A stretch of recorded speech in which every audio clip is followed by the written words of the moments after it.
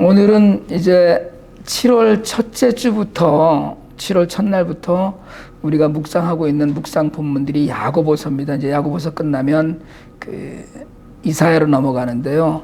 잠언을 묵상하고 그 다음에 야고보서를 묵상하게 되는 건 사실은 굉장히 큰 의미가 있습니다. 왜냐하면 잠언에서 얘기했던 삶의 바른 모습들이 그걸 강조하는 것이 신약에 오면 야고보서라고 우리가 이야기하기 때문이거든요.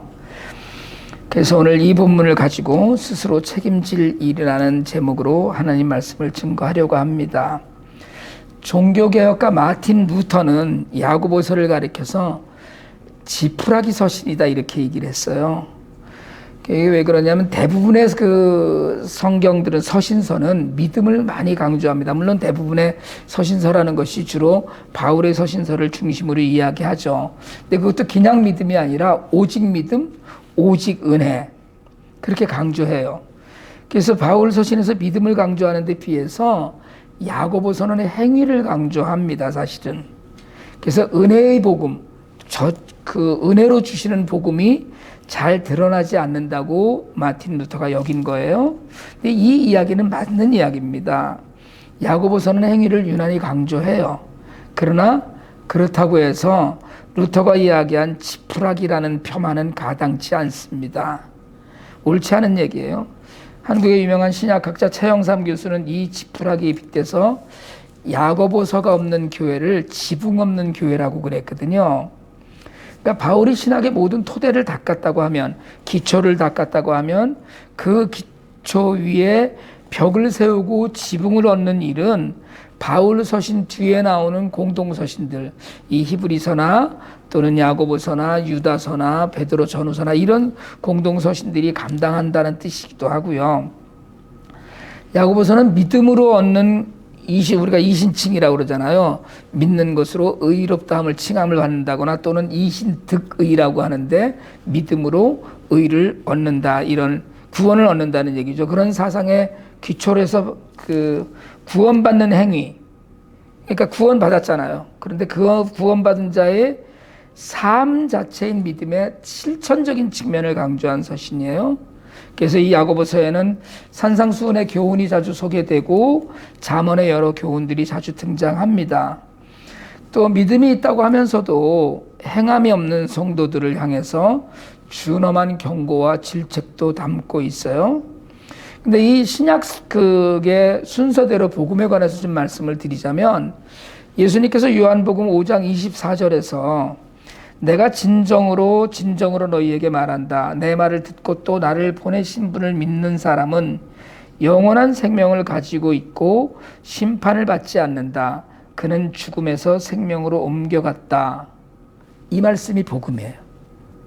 그러니까 내 말을 듣고 예수님 말씀을 듣고 하나님을 믿고 그런 사람은 영원한 생명을 가지고 심판받지 않고 죽음에서 생명으로 옮겨갔다. 이게 복음이거든요. 그러니까 우리가 하나님의 말씀을 믿고 예수님을 믿고 그 말씀을 받을 때 우리가 구원받았다는 얘기. 이게 하나님을 믿는 사람에게 약속하신 구원의 복음입니다. 그러니까 구원의 복음이고, 그리고 바울은 로마서 1장 17절에서 하박국 말씀을 인용하면서 하나님의 의가 복음 속에 나타납니다. 이 일은 오로지 믿음에 근거하여 일어납니다. 이것은 성경에 기록한 바 의인은 믿음으로 살 것이다 한 것과 같습니다. 라고 해서 여기서 이제 이신득의의 교리, 이신칭의 교리가 나오죠. 믿음으로 의를 얻는다고 했어요. 그러니까 예수님의 말씀이 복음 내용이라면 바울이 그 복음의 내용을 풀어서 믿음의 기초를 세운 것인데, 야고보는 여기에 더해서 행위를 강조합니다. 우리가 이제 다음 주일날 좀 살펴보려고 하는 야고보서 2장 17절에서 행함이 없는 믿음은 죽은 것이다 이렇게 얘기했거든요. 그러니까 마치 바울은 믿기만 하면 구원을 받는 것 얻지만 야고보는 행동을 해야 구원을 얻는다는 것처럼 이야기하는 것으로 여겨져요. 근데 서로 다른 이야기인 것처럼 여겨질 수 있지만 사실은 믿음으로 구원을 얻은 성도라면 구원받은 자로서의 삶이 있고 실천의 책임이 있다는 이야기입니다. 그래서 야고보서가 복음을 완성한, 그러니까 교회와 성도를 집이라고 한다면 지붕을 얹어서 그 집을 건축을 완공하듯이 구원받는 자의 삶을 행동으로 완성한 것으로 보는 견해가 가장 유력하고 많은 견해입니다. 저는 그런 의미에서 오늘날 이 야고보서가 갖는 중요성은 아무리 강조해도 지나치지 않다고 여겨요. 오늘날 사실은 세상에서 여러 가지로 손가락질 받기도 하는 교회나 성도가 더욱 깊이 이 복음을 묵상하고 이 교훈을 따라서 그리고 이 교훈을 마음에 두고 살아야 한다고 저는 이 어떤 서신서보다 지지합니다. 야고보서를. 야고보는 우리가 잘 알다시피 예수님의 형제입니다. 예수님의 직계치 친족이에요. 형제니까, 바로 가까운 형제니까. 그리고 우리가 흔히 사도행전의 여러 가지 예를 들어서 예루살렘 교회의 당회장이었다고 하는데 교회의 주요 결정을 했던 인물이라는 틀림이 없습니다. 근데 야고보는 야고보서에서 예수님을 직접적으로 그렇게 강조하지도 않았고 자신이 예수님의 친동생이었으면서도 결코 그런 것을 이 서신을 통해서 드러내지 않습니다. 이 편지가 네로 시대에 쓰였을 것이라고 여겨지는데 당시 큰 박해나 환난이 있었던 것으로 보여지는 성도들에게 로마서 중심의 사상, 아까 말씀드린 이신칭의 중심의 사상으로 그냥 믿기만 하면 구원받고 다 된다고 복음을 좀 오해할 수 있는 성도들에게 복음이 로마서에서 완성되는 것이 아니라 행함이 있어야 한다는 것을 가르치기 위해서 쓰였을 것이다라고 생각합니다. 그냥 우리가 나 예수 믿어 그러고선 스스로 그냥 위안하고요. 행함과는 전혀 상관이 없이 믿는다는 것 하나로 나 교회 다니는 사람이야 라고 그냥 그렇게 해서 신앙인으로 사는 성도들에게 진짜 믿음이 뭔지를 이야기한다는 거예요. 오늘 우리가 읽은 본문은 1장 2절부터 이야기한 시험, 곧 시련을 좀 더 확장해서 개인의 실제 생활에 적용한 내용입니다. 제가 오늘 본문을 현대인의 성경으로 읽어드렸는데 제가 사실은 이렇게 성경 해석을 가장 많이 좋아하는 성경은 공동 번역이에요. 가톨릭과 같이 쓰고 있는. 근데 좀 쉽게 훨씬 더 이해하기 쉽게 많이 풀었고요. 여러 번역으로 읽어보는 것이 성경을 이해하는데 큰 도움이 되는데 오늘 읽은 본문의 주요 단어인 시험을 현대인의 성경은 계속 유혹으로 번역하고 공동 번역은 12절은 시련으로 그 외에는 유혹으로 번역을 합니다. 근데 여러분이 아시다시피 성경에 쓰인 시험이라는 단어는 세 가지 트라이얼, 테스트, 템테이션. 그러니까 시련 있고 테스트가 있고 유혹으로 문맥에 따라서 이해가 되는데 오늘 사실은 12절에 쓰인 이 시험이라는 단어, 유혹이라는 단어, 헬라어 페라이스모스는 실제로는 그냥 유혹에 가까운 단어예요. 그러면서 유혹 때문에 시험 당하는 걸 이야기하거든요. 그런데 성경을 이해하시다 보면 문맥상으로 유혹을 견디는 것, 유혹을 이겨내야만 하는 상황을 시련이라고 해석하거든요. 무슨 얘기인지 아시겠어요? 내가 유혹에 빠질 것 같은데 이걸 이겨내려는 이것. 그러니까 이 자체가 유혹인데 템테이션인데 이걸 이겨내려는 나의 트라이얼. 그리고 하나님 입장에서 그걸 바라보시면서 그것이 테스트가 되는. 그래서 한 단어로 여러 가지 복합적인 의미로 생각을 합니다. 그래서 어떤 성경 번역본은 이것을 시련으로, 어떤 번역본은 유혹으로도 번역을 하기도 해요. 그래서 우리가 갖고 있는 성경에 시험이란 단어를 거의 전부 유혹이라고 봐도 오늘 본문에서는 전혀 무리가 없습니다. 그래서 오늘 본문은 우리에게 유혹의 시험을 견뎌라. 잘 참고 견디면 생명의 면류관을 받을 것이라고 약속합니다. 세상에는 여러분 우리가 아는 많은 유혹이 있습니다. 작게는 그건 유혹이라고 얘기하긴 그렇지만 어쨌든 성경책을 좀 보려고 그러면 더 재미있는 것들이 눈에 들어오기도 하고요. 또 크게는 더 점점 더 욕심을 부릴 그런 계제가 방탕을 부추기는 그런 기회가 또는 재물에 대해서 더 많은 욕심을 내려고 하는 이런 욕심과 성적인 부패, 부정한 방법의 성취 같은 정말 저 유혹에 넘어가면 안 되는데 싶은 일들도 우리에게 있습니다. 그러니까 주변을 자꾸 두리번거리면 이런 시험이 많게 돼요. 그래서 사실은 신실하게 세상을 사는 사람은 굉장히 단순합니다. 단조로워요, 삶이. 그러니까 이렇게 무슨 직장, 집, 교회만 안다거나 이렇게 굉장히 단순해집니다. 그럴 수밖에 없어요. 왜냐하면 다양해지면 유혹에 접촉할 수 있는 그런 기회들이 많아지거든요. 그래서 시험을 견디는 사람은 한눈 팔지 않고 정면만 응시합니다. 자신에게 주어진 환경을 벗어나서 하나님 바라보고 예수님의 십자가를 생각하고 사는 거죠. 그게 시험을 이기는 거예요. 그러니까 믿음과 소망은 그런 성품을 길러줘요. 오직 예수라는 믿음, 그리고 하나님이 앞으로 행하실 일에 대한 기대, 이걸 소망이라고 우리가 그러잖아요. 그러니까 믿음과 소망으로 세상의 어떤 시험도 견디고 나면 그 다음에 오는 성도의 성품이 사랑이에요. 하나님을 정말 사랑하게 됩니다.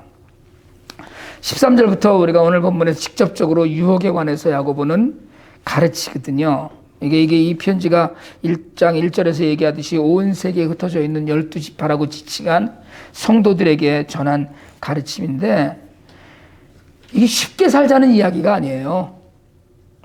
당시 삶의 현장에서 겪는 어려움 가운데 얼마나 어려웠겠어요. 가뜩이나 살아가는 일들이 다 팍팍하고 세계의 디아스포라로 흩어져 있는데 삶의 현장에서 부딪히고 있는 그 어려움 가운데서 탐욕이나 또는 가난하면 전에 욕심내야 될 그런 유혹들을 겪는 성도들에게 채찍 같은 이야기예요. 오늘 성경에서 시험 든 성도가 하나님이 나를 이렇게 시험하신다고 했는데 그 구체적인 단어가 유혹인 거예요. 하나님은 선하고 완전하시기 때문에 악에게 유혹을 받으실 일도 전혀 없고요. 그것도 그런 어떤 누구도 그런 구렁텅이에 빠지도록 유혹하지 않으십니다. 이게 망가지는 걸 원하시는 분이 아니에요. 내가 내 욕심에 이끌려서 그 유혹을 당하고 함정에 빠지거든요. 성경은 곧장 가라고 하는데 우리가 자꾸 두리번거리다가 오른쪽이든 왼쪽이든 나는 돌아가고 싶을 때가 있는 거거든요. 그리고 그렇게 돌아가다가 함정에 빠져서 허우적대면서 사람들은 하나님께서 나를 단련하고 계신다고 이야기해요. 오늘 설교 제목이 스스로 책임질 일인데, 어느 목사님께서 페이스북에 다른 목사님 이야기를 쓰셨더라고요. 저도 아는 얘기인데, 어떤 목사님이 교회를 개척하셨어요. 굉장히 빠르게 성장했습니다. 잘 성장해서 아주 좋은 교회가 됐어요. 근데 얼마 후에 커다란 교회에서 담임 목사로 청빙을 받았어요. 그 큰 교회에서 교인 총회를 열어서 투표를 했고 압도적인 표차로 통과가 됐어요. 근데 그때까지 그 목사님은 자기가 개척한 교회, 지금 심호하고 있는 교회에다가 큰 교회 간다는 말을 안 했어요. 근데 소문이 나고 알려지니까 아직 갈지 안 갈지를 결정하지 못했고 기도 중이다 이렇게 말하지 않고 하나님의 뜻이면 간다 이렇게 얘기를 했어요. 하나님의 뜻이죠. 저쪽에서 압도적으로 오라고 그랬는데, 이 목사님이 큰 교회 담임 목사로 부임하시고 나서 성과를 내기 위해서 무지하게 분주하게 일을 했습니다. 그러다 보니까 그 사이에 가정은 엉망이 되고 주변 사람들과 관계도 악화됐어요. 그럼 몇 년 후에 여러 가지 이런저런 불미스러운 일로 쫓겨나다시피 담임 목사직을 사임했습니다. 그런데 여기가 제일 중요한 대목이에요. 그 목사님이 자신은 시험과 연단을 받고 있다. 그리고 이 시련을 통과하면 하나님께서 더 큰 은혜와 복을 주실 것이라고 이야기하고 다녀요. 여러분, 개척을 하고 심호하다가 다른 교회 가는 것 잘못된 것 아니죠. 그러나 그것이 때로는 우리가 보기에 너무 선해 보이는 일이 세상이 보기에 큰 욕망에 대한 유혹이다라고 여겨질 수 있다는 거예요. 자신을 과시하기 위해서 큰 데 가니까 가정이나 관계를 헤쳐가면서 교회의 일을 했지만 그것이 하나님의 일은 아니었어요.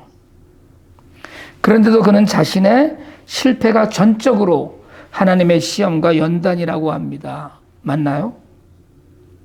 잘 되면 내가 유능했던 것이고 잘못되면 하나님께서 주시는 시련입니까? 여러분, 우리는 내가 하고 싶은 일을 해요. 그래서 우리는 때로는 그런 이야기도 합니다. 마음에 감동이 되는 일이다. 그래서 계획하고 행동해요. 물론 기도도 합니다. 그런데 때로는 그것이 내가 선택하고 행하는 모든 일들이 하나님과 아무 관계없는 그냥 내 삶의 한 부분이고 내 선택의 한 부분으로 여겨질 때가 있어요. 그러나 성도의 모든 삶은 단 1초의 삶이라도 전부 다 하나님과 연결되어 있습니다. 이걸 잊으시면 안 돼요. 우리가 하는 판단과 행동, 성공과 실패의 모든 것이 하나님과 무관한 것이 전혀 없습니다. 우리는. 왜요? 하나님 나라의 백성이잖아요. 그러니까 하나님은 우리가 그런 유혹을 통해서 시련당하기를 원하시는 분이 아니에요. 우리를 시험에 빠지게 하고 시련을 당하게 하는 모든 것은 내 욕심 때문인데, 내가 좀 더 갖기를 원하고, 내가 좀 더 목소리를 높이기를 원하고, 내가 좀 더 많은 것을 누리기를 원하고, 내가 좀 더 나 자신을 위해서 무언가를 하기를 원하고, 내 목소리를 자꾸 내세우고, 내가 하고 싶은 일을 다 하고, 그러기를 원할 때마다 우리는 욕망을 조금씩 쌓으면서 서서히 또는 급격히 무너지게 돼요. 그래서 그 욕망은 결국은 사망에 이르게 해요. 성경에서 이야기하는 사망이 그냥 사람이 명예 다해서 죽었다 이런 뜻이 아니잖아요. 그건 구원받지 못함을 이야기합니다. 그래서 야고보 사도는 안타까운 마음으로 세계에 흩어져 사는 성도들에게 권해요. 속지 마십시오 라고 합니다. 자신이 책임질 일을 하나님께 미루지 말고 자신의 욕망을 하나님의 꿈으로 해석하지 않아야 된다는 겁니다. 삼손은 한 시대를 풍미한 사사였어요. 그는 나신인으로 자라고 성령의 감독으로 큰 역사를 써나가지만 천하의 방탕한 인물이 됩니다. 자신의 사역과 민족을 망각하고 무너진 거예요. 착각한 거예요. 하나님이 주신 자신의 힘이, 자신의 능력이 자신에게 영원할 것이라는 착각 속에서 여자에 대한 욕망을 다스리지 못하고, 그래서 하나님의 긍휼을 착각해요. 생의 마지막에 다시 한번 하나님께 부르짖어서 원수를 갚지만, 여러분, 삼손은 자신의 착각으로 고난과 수치를 당한 거예요. 삼손이 고난과 수치를 당하면 하나님은요, 하나님의 영광이 훼손되는 일입니다. 이게 하나님 책임입니까? 앞서 말씀드린 목사님의 실패는 하나님의 잘못인가요? 아니면 우리가 잘도 말하는 하나님의 섭리 안에서 더 큰 그릇이 되기 전에 당하는 연단입니까? 야고보 사도는 아니라는 거예요. 자신의 욕망을 따라가다 만나는 사망과도 같은 형벌입니다. 이걸 자꾸 착각하기 때문에 신앙인들이, 특별히 목사나 이런 사람들이 세상도 부끄러워하는 범죄들을 저지르거든요. 오늘 성경은 빛이신 하나님께서 진리로 우리를 낳으셨다고 해요. 모든 것을 창조하신 하나님께서 우리를 그 첫 열매로, 하나님께 드려지는 제사의 첫 열매처럼 그렇게 우리를 귀하게 만드셨어요. 여러분, 세상을 살면서 우리도 생명의 복을 주시는 하나님을 자주 깜빡깜빡 잊으면서 삽니다. 구원의 은혜를 잠시 깨달은 것 같았는데 시간이 지나면서 모든 것을 잊고 다 자신이 한 것 같은 착각을 해요. 우리가 망가진 건 우리 책임이거든요. 우리의 욕심이 결국 사망에 이르는 것은 하나님의 원하시는 바가 절대 아니에요. 그럼에도 우리는 자꾸 무슨 일이 생기면 하나님이 시험하신다고 하고 하나님 뜻이 있으시다고 이야기를 해요. 그래요. 하나님께는 뜻이 있고 계획이 분명히 있으십니다. 그러나 하나님은 우리가 잘못되는 계획을 세우지 않으셔요. 하나님은 우리가 망가지는 걸 원하지 않으십니다. 우리가 유혹에 넘어가고 엎어질 때 하나님은 그 손을 붙잡고 일으키길 원하시지 그냥 유혹의 구덩텅이에 버려두고 싶어 하지 않으셔요. 하나님은 시련 앞에서 유혹에 넘어가지 않도록 하나님을 바라보길 원하셔요. 지난 시간에 우리가 나눴던 잠언의 아구리 기도처럼 불해져서 하나님을 모른다고 하고 가난해져서 하나님의 영광을 해치는 삶을 살게 될까봐 여러분, 우리는 정말 조심조심 자신의 발걸음에 자신의 선택에 책임지면서 살아야 합니다. 시험이 찾아올 때, 어려운 마음이 들 때, 또는 무엇인가를 선택해야 될 때 여러분, 우리 자신을 보기를 원합니다.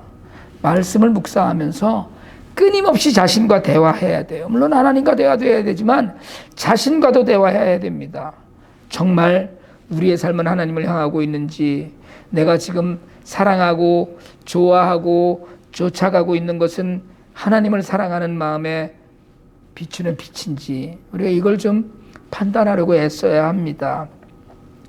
자신의 행위를 무조건 하나님 탓으로 돌리지 않는 사람은 회개할 수 있어요. 회개하는 사람은 반드시 하나님의 은혜를 입을 수 있습니다. 하나님의 은혜 가운데 우리는 구원과 거룩함의 기쁨을 누릴 수 있습니다. 여러분, 우리를 첫 열매로 삼으시고 생명의 면류관을 주시려고 이길 힘을 주시는 하나님께 화답하면서 무엇을 하든지 하나님을 먼저 바라보시기 바랍니다. 하나님께 묻고 또 물으면서 살길 원합니다. 그래서 하나님을 사랑하면서 내 선택은 하나님 안에서 늘 이루어지는 그런 선택이 되는 그런 아름다운 삶을 살 수 있게 되기를 주님의 이름으로 축복합니다. 기도드리겠습니다. 하나님 아버지, 우리가 실패해서 넘어질 때 우리는 곧잘 하나님의 뜻이라고 위안하고 변명했습니다. 하지만 우리의 어려움은 우리의 책임인 줄 압니다. 부디 어려울 때 넘어지지 않게 하시고 실수했을 때 변명하지 않는 담대함이 있게 하옵소서. 진리의 말씀으로 우리에게 생명을 주신 하나님 앞에서 부끄럽지 않게 살 수 있도록 바르게 분별하고 행동하도록 늘 함께 하시며 도와주시옵소서. 예수님의 이름으로 기도드립니다. 아멘.